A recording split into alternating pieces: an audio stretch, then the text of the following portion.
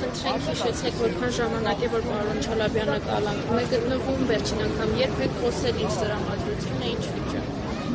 Ավետիքը կալանքում գտնվում է արդեն իմ հաշվարկով կարծեմ արդեն 50 օր, այսինքն արդեն մոտենում է 2 ամիսը, 2 ամիսը լրանում է, ինչպես արդեն ասացին գործընկերները, օգոստոսի 24-ին։ Իր հետ շփումը դե երևի նշվեց, լսեցիք,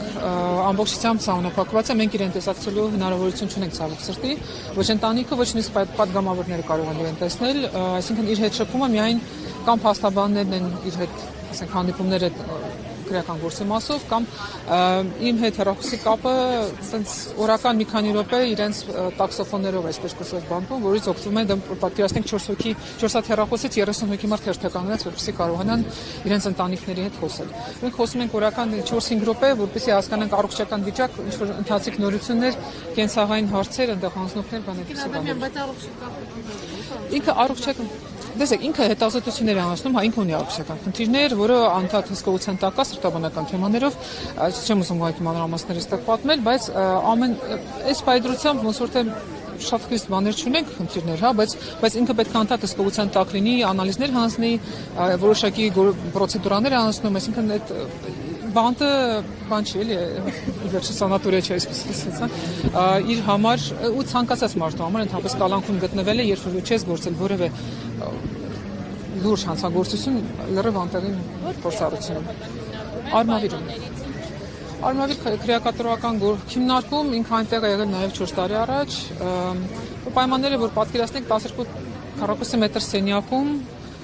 գտնվում են 4 հոգի մարդ։ Այդ 4 հոգին այդտեղ գտնվում են օրը 24 ժամ, իրենք ընդամենը մի ժամվա զբոսանք ունեն, որը կարող են այդ խցից դուրս գալ եւ այդ զանգ անել միաժամանակին, զանգել եւ ինչ-որ փոքր տարածք ունեն, որտեղ զբոսնում են, այդտեղ սպորտով զբաղվել հնարավորություն կա չկա, բայց այդ մի տարածքում իրենք գտնվում են անդադ,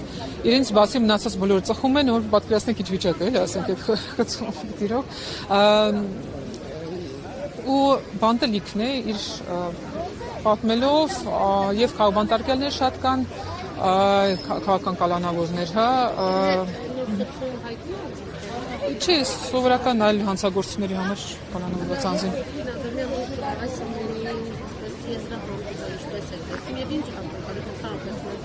Դատական համակարգից առաջիկա մակագրերը գործը դատականությունը մեկնաբանել սկսվում է, հա։ Մենք իհարկե շատ հույս ունենք, որ խափանման միջոցը կփոխվի։ Փաստացի նախաքննությունը վերջացել է, ինչ որ պետք է անեին այդ նախաքննության ժամանակ, իմ իմանալով առանձնապես ոչինչ չեն արել, արդեն վերջացել է, ոչ մի քննչական գործողություն չկա, ու ոչ մի պատճառ չկա, թե ինչի ինքը արդեն դատաքննության ժամանակ պետք է լինի կալանքում։ Ինքը ոչ մինչև այդ փորձել է ինչ որ երկրից հեռանա, ինչ որ մարդկանց, չգիտեմ, վրա ազդի, գործի մասով, այսինքն որևէ հիմք չկա իրավական, որպես ինքը մնա կալանքում։ Իրավական տեսակետից այդ կալանքը ընդհանրապես սկզբից էլ չպետք է լինի, բայց հիմա հույս ունեմ, որ գոնե կփոխվի, որ ինքը կալանքից դուրս կգա։ Իսկ ինչպես պետք է այս ամբողջ հանգուցալուծվի, գիտեք, իմ մոտ այն տպավորությունն է, որ մարդկանց այսպես ինչ որ հերթափոխերով 2-3 ամսով տանում են բանտ, հետո հաջորդ բանն է գալիս, այսպես ասած հերթն է գալիս, հաջորդ շարքն է գալիս մարդկանց, այսպես բաց են թողնում, գործերը ձգվում են, գործերը դատարանում գնալով, այսինքն որպես կանոն, հետո ամբողջությամբ այդ մարդին կամ արդարացվում են կամ ամբողջ գործը փլվում է, այսինքն ի սկզբանե այդ դատական գործը, քրեական գործը որ բացվում է, ինքը անհիմն, ասենք այդ գործերի շարան է։ Մանավանդ ընտրություններից հետո այդպիսի գործերի քանակությունը իրական շատ մեծ է։ Եվ ինչ էին հայտնվել, ինչ էին կարելի